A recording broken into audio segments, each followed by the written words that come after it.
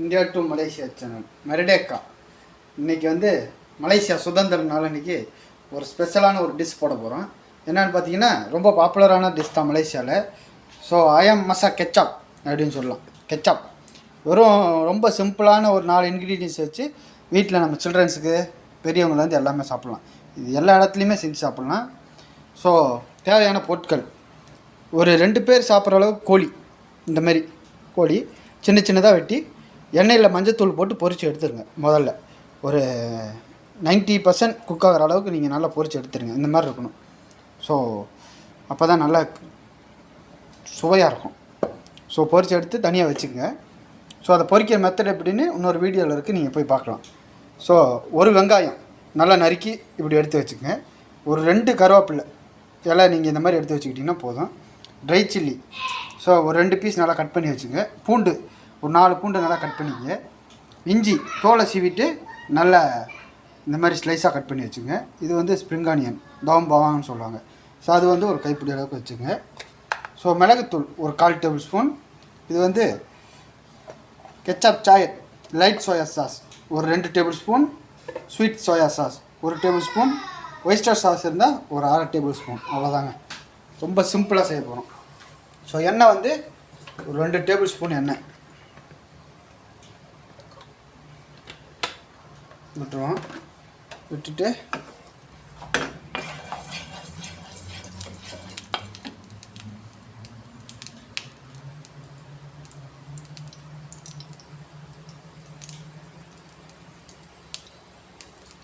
முதல்ல வந்து நம்ம இஞ்சியை போட்டுருவோம். எப்பவுமே பூண்டு தான் போடுவோம், இந்த வாட்டி இஞ்சியை போடுறோம். என்ன காரணம்னு கேட்டிங்கன்னா இஞ்சி வந்து ஒரே அரைக்கு ரொம்ப நேரம் ஆகும்.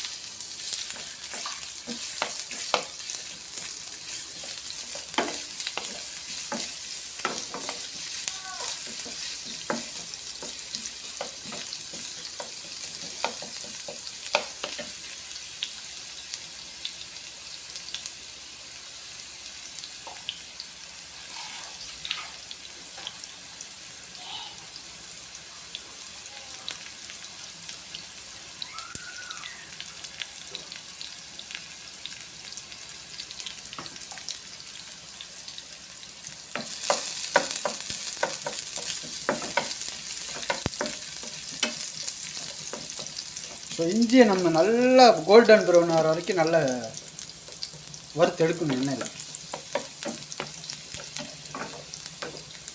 ரொம்ப சிம்பிளான ரெசிபிங்க.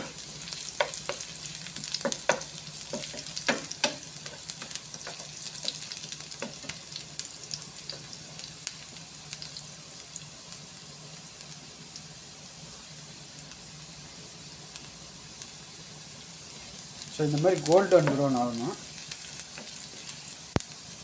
இது கோல்டன் ப்ரௌன் ஆகிற ஸ்டேஜில் வந்து பூண்டை போட்டுருவோம்.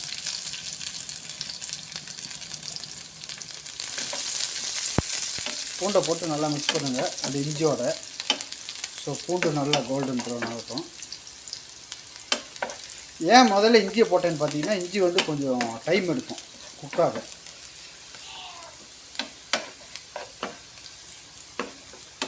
நல்ல ஒரு அரோமா கிடைக்கும் இப்போ உங்களுக்கு.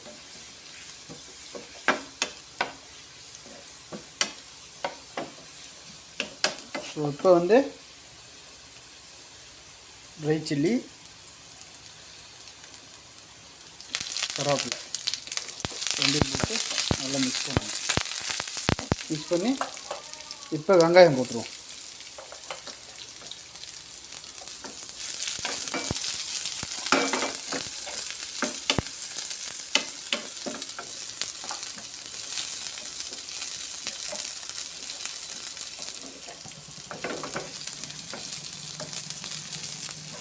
ஒரு நல்ல மனம் வருங்க. அதெல்லாம் போட்டோங்க நமக்கு ஒரு அருமையான ஒரு அரோமா கிடைக்கும். ஏன்னா இஞ்சியில் வந்து அவ்வளோ சத்து இருக்குது. ஸோ இஞ்சி வந்து நீங்கள் குறைச்சி போட்டுக்கிறனால போட்டுக்கலாம். ஸோ இங்கே பார்த்தீங்களா நல்லா கோல்டன் ப்ரௌன் ஆயிடுச்சு. சரிங்களா? இந்த மாதிரி ஸ்டேஜில் கோழியை போட்டுருவோம். கோழியை போட்டு இந்த ஸ்டேஜில் வந்து கெச்சாப் சாய்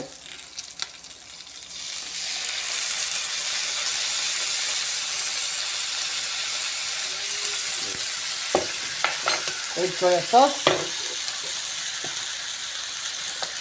தென் ஸ்வீட் சோயா சாஸ்.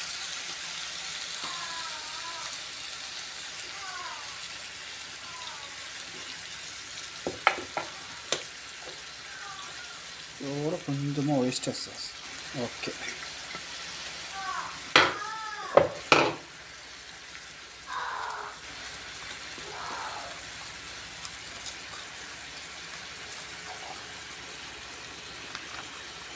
மிளகுத்தூள்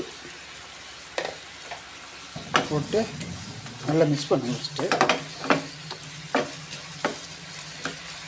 ஸோ இவ்வளோதாங்க. இது ட்ரையாக தான் இருக்கும். நம்ம வந்து கொஞ்சம் தண்ணி ஆட் பண்ணிக்கிறது வந்து ஆட் பண்ணிக்கலாம். அது தேவையான அளவு ஆட் பண்ணிட்டால் போதும்.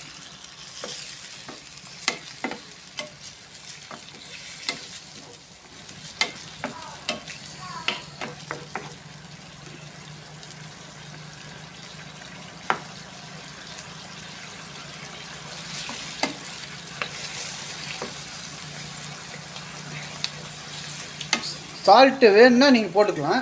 ஸோ நான் சால்ட்டு போடல. என்ன காரணம்னு பார்த்தீங்கன்னா, அந்த கெச்சப் சாயர்ன்றது வந்து சால்ட்டு நிறையாவே இருக்கும், அதனால் நான் போடல. ஆனால் நான் இதோட வந்து கொஞ்சம் ஸ்வீட் ஆட் பண்ணிக்க போகிறேன், ஸ்வீட் சோயா சாஸ். ஸோ அவ்வளோதாங்க. ஏன்னா இந்த சாஸ்லேயே வந்து பார்த்தீங்கன்னா, ஓகே, இதுலேயே எல்லாமே இருக்கும். ஸோ அதனால் நீங்கள் வேணுன்னா ஆட் பண்ணிக்கலாம். நம்ம சர்க்கரை இதெல்லாம் எதுவுமே போடல.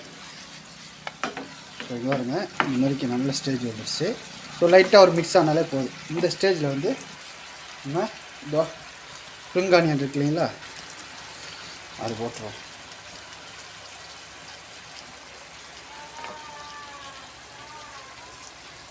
போட்டு ஒரு மிக்ஸ் பண்ணுங்கள். மிக்ஸ் பண்ணிட்டு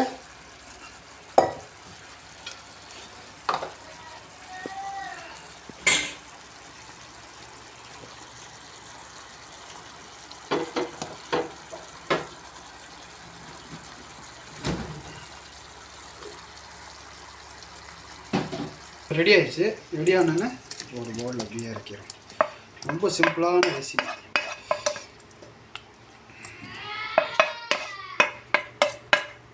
அவ்வளோதாங்க. சுவையான அருமையான ஐயாம் கெச்சாப் ரெடி ஆயிடுச்சு. மறக்காமல் ட்ரை பண்ணி பாருங்கள்.